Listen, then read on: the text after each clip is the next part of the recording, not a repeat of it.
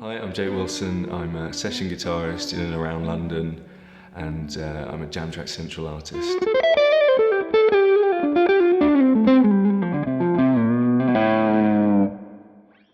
I'm currently a Victory amps endorsee, and I use the V30 everywhere.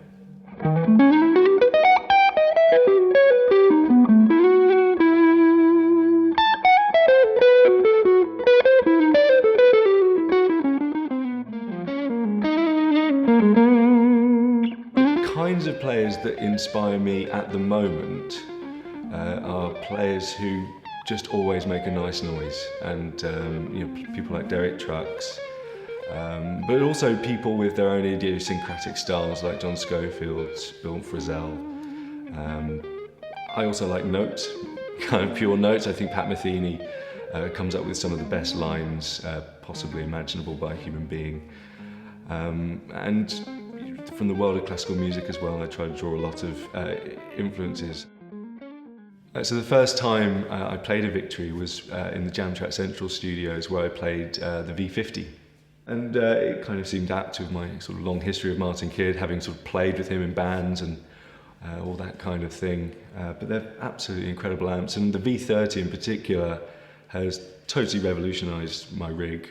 I can get everything to any gig with absolute ease. I can't stress that enough. It just makes my life a lot easier. And then on top of that, it sounds amazing. It just works. So the way I use the V30 depends solely on the gig that I'm playing. When I'm using the clean stuff, it takes the pedals really well. I am a gain freak when it comes to pedals. So on the clean channel, I make sure I have anything that I want, going from sort of just a little bit of clipping to the tube screamer type sound, to more extreme tones, and lots of stackable options with boosts in front and behind. It's worth pointing out maybe that when I'm using the amp distortion, I sometimes put a boost in the effects loop as well, but all this is interchangeable and quite modular. Okay, so here are some of the sounds that I use when the V30 is on a clean channel. Here's what it sounds like without any effects on whatsoever.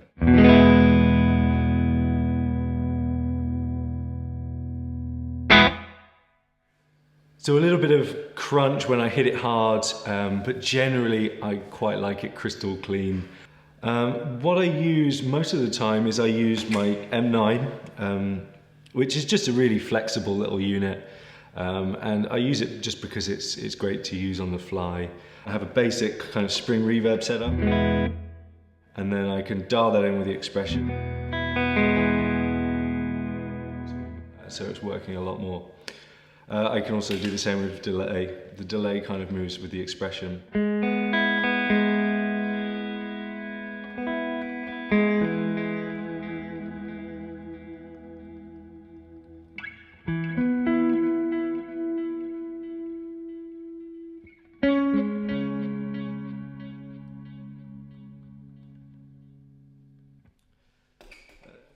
Then, with regard to the gain stage, I have a TC Electronics Spark booster, and this tends to be set on the mid boost setting, and it just is there to sort of amp up the bass, make my single coil sound a little bit more like humbuckers. So it goes from to.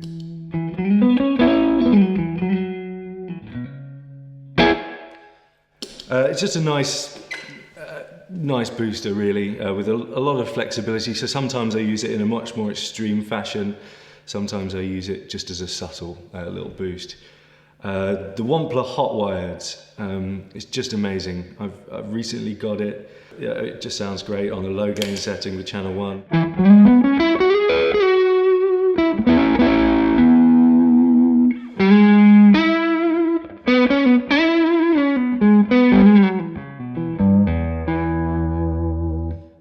Then obviously that's stackable with the distortion. It's not even velcroed on yet.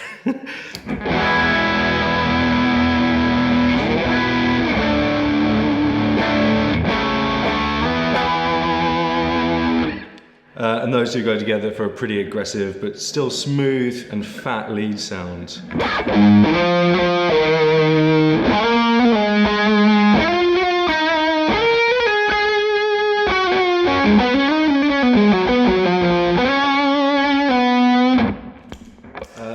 So that's a really great pedal.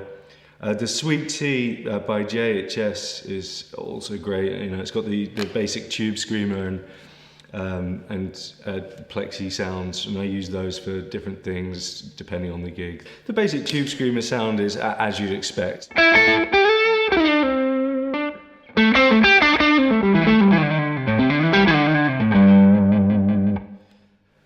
And then the plexitone, which I used for a long time as just a sort of basic distortion, aggressive, wiry, quite toppy, for all those kind of...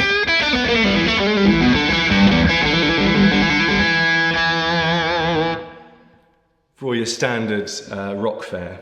And, but I use kind of all these in conjunction with each other. So when I use the V30 distortion sound, I either use it for a kind of uber rock thing, or I use it for the sort of lead solos. I have all the other gain settings that I would need or care to use on my pedal board.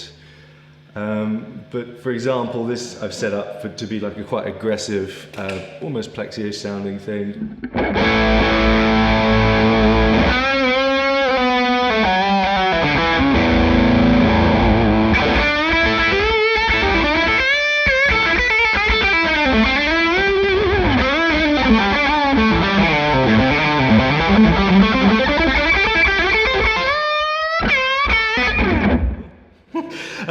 But yeah, it's kind of that aggressive, beautiful, saturated tone that, you know, someone who plays a lot of lead, we love that. The preamp sensitivity of the distortion channel isn't as much as some of the old snobby boutique type amps.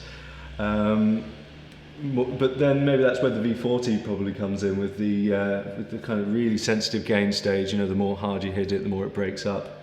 That kind of thing might suit other players, but the V30 lead channel for me is pretty essential. So this is the first time I've looked at the V40 in any sort of depth, and first time I've played it for it. And a couple of things that come to mind, I guess, is that the V30 is, you know, it's sort of crystal clean to very distorted. It's got that space in the middle, but this is really where the V40 comes into its own. It's just got that lovely sort of clipped, clean sound, and it also just goes to those sort of really good hard rock sounds. Let me play some of the clean tones for you. I've just set up a basic one here.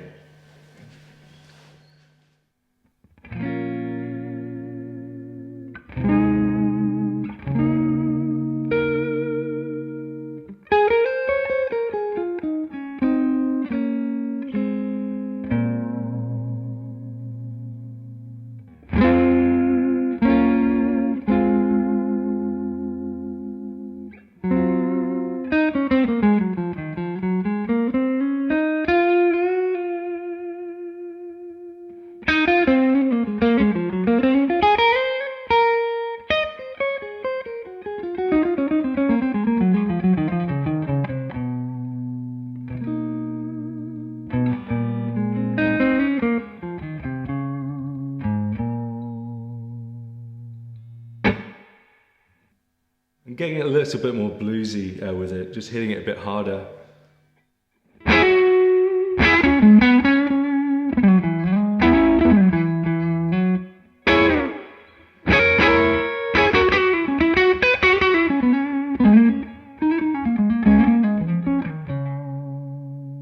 So it's got that lovely dynamic attack to it.